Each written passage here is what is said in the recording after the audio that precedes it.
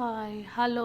ఇవాళ సండే కదా, మేమైతే నాన్ వెజ్ తీసుకురాలేదు. ఎందుకంటే దేవి నవరాత్రులు కాబట్టి అందువల్ల నా మార్నింగే వెజిటబుల్ రైస్ చేద్దామని కూరగాయలన్నీ తీసుకున్నాను, మిక్స్డ్ వెజిటబుల్స్. కానీ మధ్యలో పుదీనా రైస్ చేద్దామని పుదీనా తీసుకున్నాను. పుదీనా, పచ్చిమిర్చి, కొన్ని నానబెట్టిన బాదం పప్పుల బదులు జీడిపప్పు కూడా వేసుకోవచ్చు. నా దగ్గర జీడిపప్పు లేక బాదం పప్పు తీసుకున్నాను.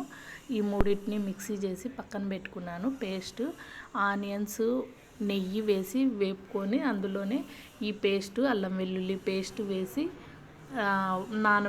నానబెట్టి వండించుకున్న బాస్మతి రైస్ను వేసి కాసేపు ఫ్రై చేసి ఇలా ఆయిల్ వచ్చే వరకు ఫ్రై చేసి రైస్ని కలుపుకోవాలి. పుదీనా రైస్ అయితే చాలా బాగా వచ్చింది. ఇంకా మిక్స్డ్ వెజిటబుల్ కర్రీ చేశాను. ఈ కర్రీ అన్నీ ఒకేసారి కలిపేసి ఆయిల్ వేసి ఒక 3 విజిల్స్ ఇచ్చి వాటర్ కలిపి చేసేసాను. ఇక మా పాప అయితే నా లంగా చోలి బాగుందని రౌండ్ తిరుగుతానని వీడియో తీయమంది, తీస్తూ కింద పడింది. ఇక ఈరోజైతే మా లంచ్ వచ్చేసి మిక్స్డ్ వెజిటబుల్ కర్రీ, పుదీనా రైస్. ఇంకా కొంచెమే చేశాను పుదీనా రైస్, చాలా బాగా వచ్చింది. ఇంకా చపాతీ అయితే పిండి కలిపి పెట్టుకున్నాను, చపాతీ కూడా చేయాలి. ఈవినింగ్కు మేము చపాతీ తిందాం అనుకున్నాము. మధ్యాహ్నానికి మా పిల్లలకి ఒకటి రైస్ చేశాను, పుదీనా రైస్. అంతే అండి వీడియో. బాయ్.